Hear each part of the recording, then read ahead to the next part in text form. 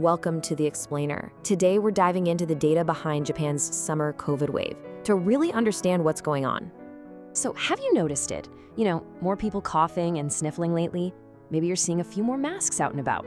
Well, if you have, you're not imagining things. Something is definitely going around. And yep, the official data confirms it. We're looking at numbers that show COVID cases have been climbing for 8 weeks in a row. It's pretty clear we're in another summer wave. And look, this isn't just some number on a chart.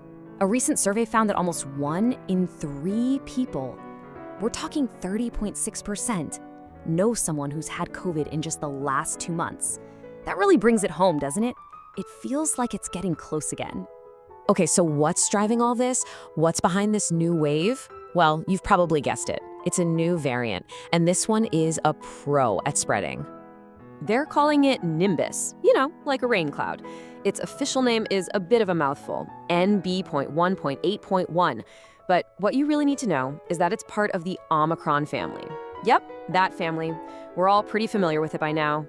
Now, a lot of the symptoms are what you'd expect, but this one has a signature.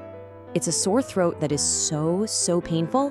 One doctor actually described it as feeling like swallowing a razor blade. Wow, that just sounds awful. So where did this Nimbus variant come from? Well, you can think of it like a family tree. It's the latest evolution of Omicron. It came from a previous subvariant called Griffin, so it's basically the new and improved version that's figured out how to keep spreading. But wait a second, a respiratory virus spreading in the middle of summer? That kind of feels weird, right? So why now? Let's break it down. Okay, so experts are pointing to a couple of things that are creating a perfect storm. First up, air conditioning. We're all blasting it, right? But that dries out the air, and it dries out our airways, which basically rolls out the red carpet for the virus. And second, it's summer. People are traveling, getting together for holidays like Oban. And that just means more chances for the virus to jump from person to person. And you know what? This isn't really a surprise. If you look back, for the past 5 years, Japan has seen this exact pattern, a COVID surge in the summer and another one in the winter. It's like clockwork. This new wave is just following the playbook. So we've got the virus, we've got our summer habits, but experts are saying there's something else going on, something deeper, and frankly, a bit more worrying, and that's us, our behavior. It seems like a lot of us are just over it. And you can really see this apathy in the vaccination numbers. I mean, check this out. A recent survey shows that only 8.1% of people got a COVID shot in the last year. Just 8%. That's a huge drop. And to give you some perspective on how low that 8.1% really is, let's go back to the H1N1 flu back in 2009. The vaccination rate then, 32.6%. That's 4 times higher than what we're seeing with COVID today. That's a massive shift in how we're responding to these things.